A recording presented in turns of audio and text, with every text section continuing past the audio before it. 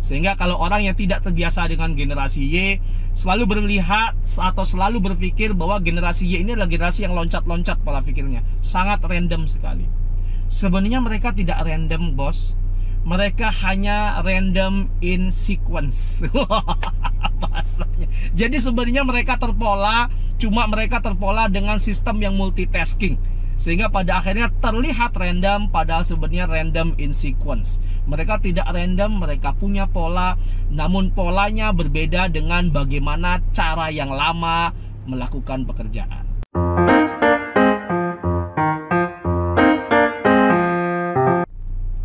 Halo bos, ketemu lagi dengan saya di sesi Coach Rama berbagi strategi.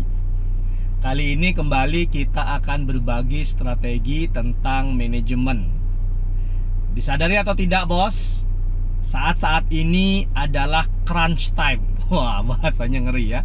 Crunch time atau waktu yang sangat kritikal sekali dalam transisi generasi yang ada di dalam perusahaan.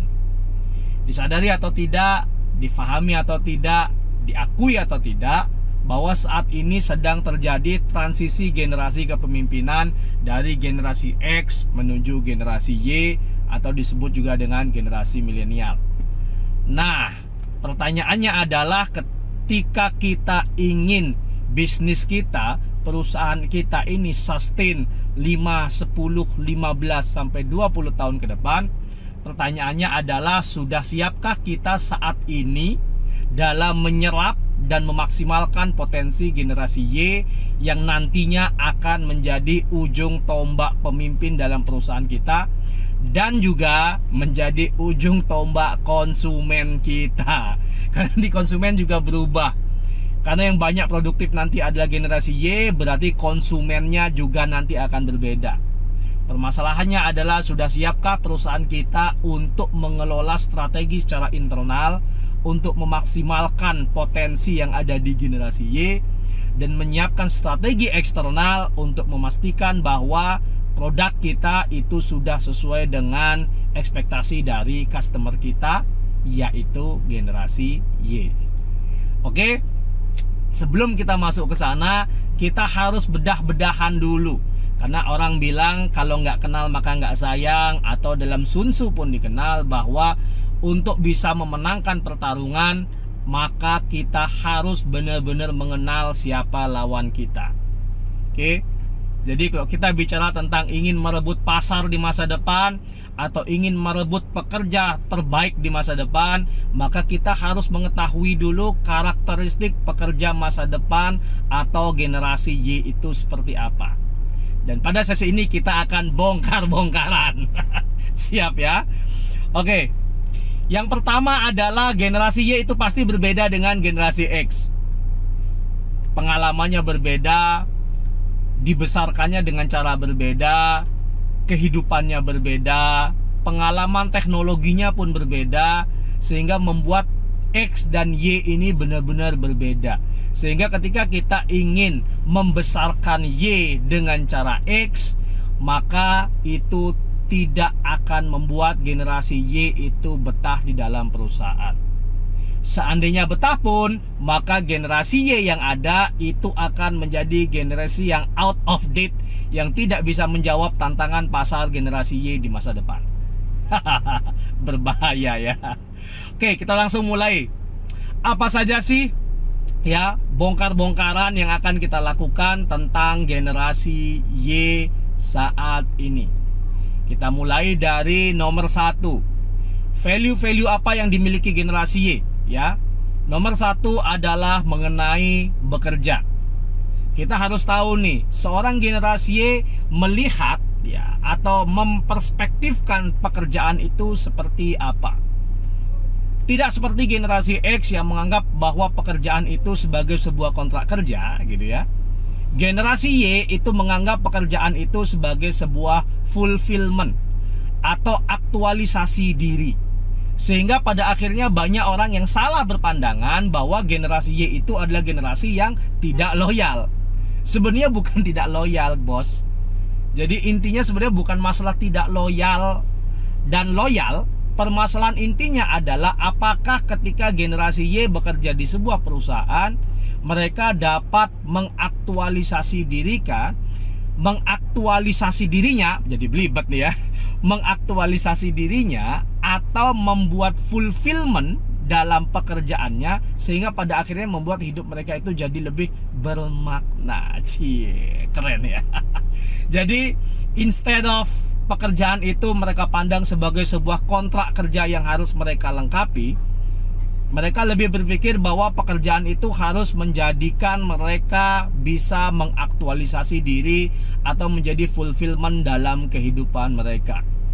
Ini sebuah sudut pandang yang berbeda, sehingga ketika Gen Y tidak mendapatkan apa yang mereka harapkan dalam pekerjaan, maka yang terjadi ada mereka pindah. Jadi bukan masalah loyal dan tidak loyal seperti yang tadi kita sampaikan ya, tapi lebih kepada bagaimana generasi Y ini dapat memenuhi aktualisasi dirinya ketika mereka bekerja di dalam sebuah perusahaan. Itu nomor 1. Kita masuk di nomor 2. Value yang nomor 2 yang menjadi perspektif generasi Y yang harus diketahui oleh pemilik bisnis zaman sekarang, karena ini zamannya transisi generasi, itu adalah mengenai work ethic and values. Nah, ini berbeda sekali. Yang nomor 1, seorang generasi Y itu adalah tipikal orang yang ambisius. Jadi mereka ingin cepat untuk bisa meraih sesuatu. Nah, bukan berarti mereka instan, mereka hanya ingin cepat mencapai keberhasilan.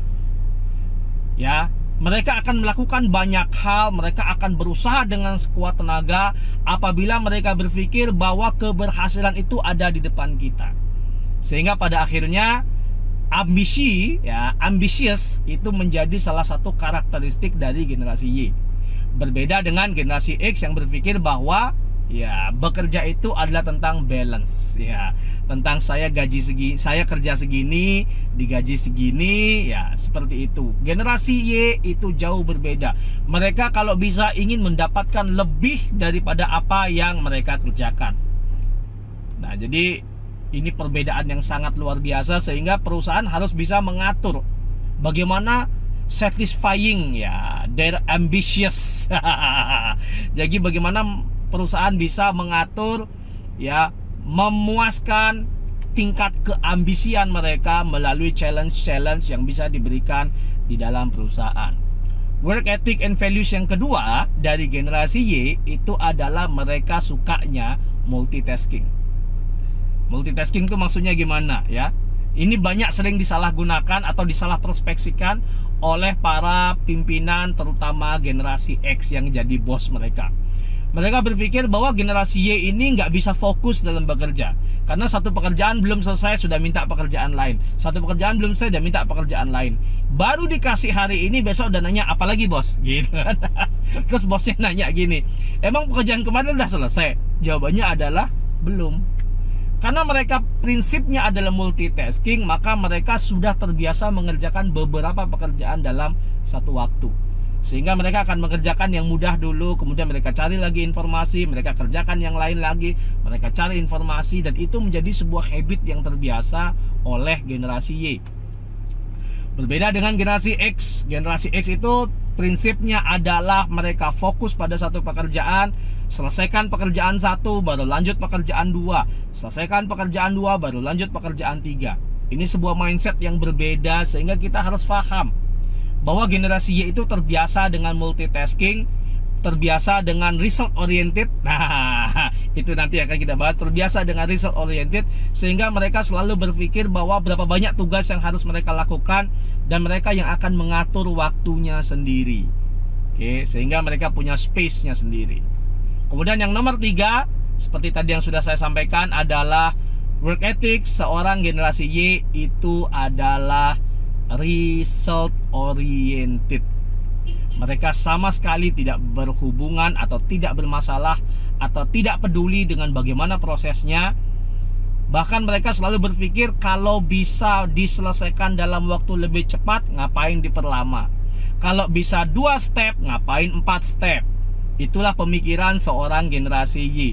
Sehingga ketika mereka berpikir tentang result, yang mereka pikirkan nomor satu adalah how can I make this work finish faster. Bagaimana saya bisa membuat pekerjaan ini selesai dengan lebih cepat. Berbeda dengan generasi sebelumnya, kita akan selalu bandingkan sehingga kita tahu perbedaan yang signifikan. Generasi sebelumnya selalu berpikir adalah bagaimana proses mengerjakannya. Nah, itu kan beda. Bagaimana seharusnya ini dikerjakan. Sedangkan generasi Y berpikir adalah bagaimana menyelesaikan ini dengan cara yang jauh lebih cepat. Sehingga kreativitas itu menjadi salah satu bagian dari habitnya seorang generasi Y. Sehingga kalau orang yang tidak terbiasa dengan generasi Y selalu berlihat atau selalu berpikir bahwa generasi Y ini adalah generasi yang loncat-loncat pola pikirnya, sangat random sekali.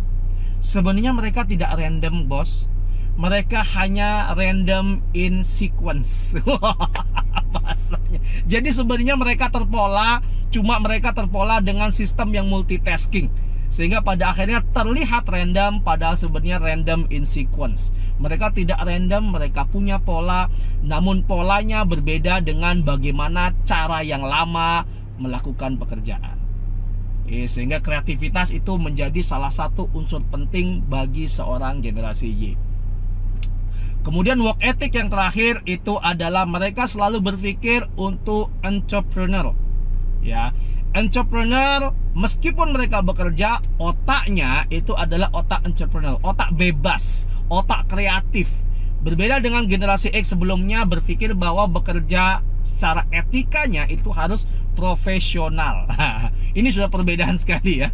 Bahwa menjadi seorang entrepreneur di dalam perusahaan atau disebut dengan intrapreneur, nah itu membuat mereka harus diberikan space yang luas sehingga mereka bisa berkolaborasi dalam menyelesaikan pekerjaan. Akan selalu ada ide-ide baru yang mereka berikan ketika bos Anda memberikan mereka space untuk melakukan pekerjaan. Just trust them. They will give their best to you. Oke? Itu yang nomor 2 mengenai work ethic dan values. Masih lanjut bongkar-bongkaran? Kita lanjut yang nomor 3. Ini yang lebih menyakitkan. Jadi bos-bos, mohon maaf kalau Anda ingin menyerap dan mengoptimalkan potensi generasi yang sangat besar dan 5-10 tahun ke depan akan menjadi pengganti Anda dalam perusahaan, Anda harus paham dulu nih values-values mereka seperti apa, sehingga kita tidak salah langkah dalam menerapkan sistem di dalam perusahaan. Oke?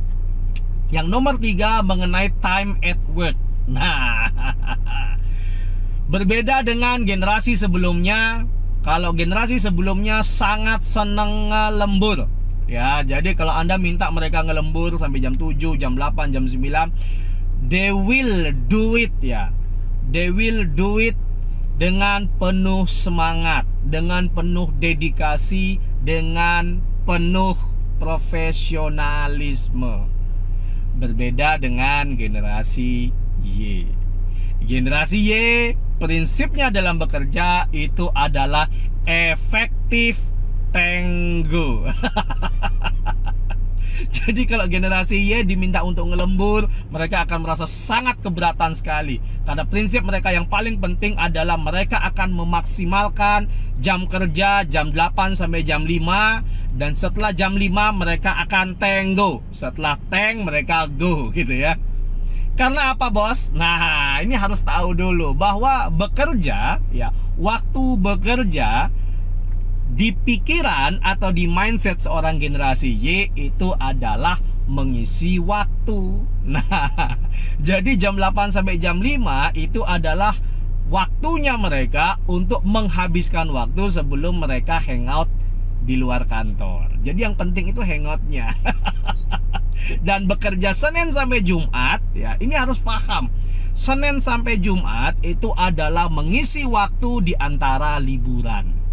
Berbeda dengan generasi sebelumnya ya. Kalau generasi X itu berpikir bahwa Senin sampai Jumat itu adalah primary bekerja, Sabtu dan Minggu itu melepas penat setelah bekerja. Jadi primernya Senin sampai Jumat, sekundernya Sabtu dan Minggu. Kalau generasi Y itu berbeda. primernya adalah Sabtu dan Minggu, Senin sampai Jumat itu adalah sekundernya atau menghabiskan waktu. Karena mereka terbiasa dengan leisure, mereka terbiasa dengan jalan-jalan. Orang tua mereka dari dulu mendidik mereka untuk menghabiskan waktu dengan jalan-jalan, liburan dengan jalan-jalan, Sabtu Minggu atau weekend dengan jalan-jalan. Jadi yang mereka inginkan ya sebenarnya adalah jalan-jalan. Tapi jalan-jalannya butuh duit. Nah, duitnya dapat dari bekerja. Sehingga mereka bekerja untuk dapat duit. Duitnya digunakan untuk jalan-jalan. Jadi primernya bos itu adalah jalan-jalan. Kita harus pahami itu sehingga pada akhirnya kita harus membangun sistem yang tepat sehingga efektif Tenggo ini bisa berjalan dengan optimal. Oke? Mulai bingung, mulai gatel-gatel, mulai sakit hati. Inilah transisi generasi yang banyak membuat perusahaan itu sedikit kalang kabut. Kita harus berubah karena generasi ke depan yang akan memimpin perusahaan adalah generasi Y. Generasi Y ini adalah generasi yang kita harus tahu culture-nya seperti apa, sehingga ini akan membuat bisnis culture pun akan berubah. Oke, contoh yang paling sederhana, kalau dulu kita sering laksanakan meeting itu di kantor atau enggak di luar kantor yang lebih modern tapi di jam kerja. Kalau generasi Y itu lebih senang ngomongin kerjaan itu di luar jam kantor sambil makan malam, santai, relax gitu kan. Jadi adatnya ini sudah berbeda, culture-nya sudah berbeda. Oke? Masih ada bos ya, jangan berhenti dulu. Kita lanjutkan yang nomor 4. Kita bicara tentang leadership style. Ketika kita bicara leadership style dari seorang generasi Y, jangan terkejut kalau mereka prinsipnya adalah kolaboratif. Sehingga yang mereka value itu adalah bagaimana seorang bawahan. Ini ketika generasi Y jadi atasan ya. Kalau para bos punya bawahan, yang punya bawahan lagi, jangan shock dengan cara memimpin mereka. Karena prinsip mereka ketika memimpin adalah mereka mencari tim yang bisa bekerja secara kolaborasi, bukan ya berpikir tentang bagaimana men-challenge individu satu sama lain. Itu berbeda, oke? Sehingga leadership mereka ya, saya juga sama mas. Sehingga leadership style seorang generasi Y itu adalah kolaboratif. Mereka lebih berpikir bagaimana mereka punya tim yang bisa maksimal dalam berkolaborasi dalam bentuk tim dalam menyelesaikan sebuah pekerjaan. Intinya adalah mana yang paling jago komunikasi, mana yang paling asik, itulah yang akan mereka value dengan tinggi. Oke, jadi bukan masalah men-challenge other, itu beda sekali. Mereka tidak melihat tim mereka itu sebagai sebuah individu, tapi mereka melihat tim itu sebagai sebuah teamwork.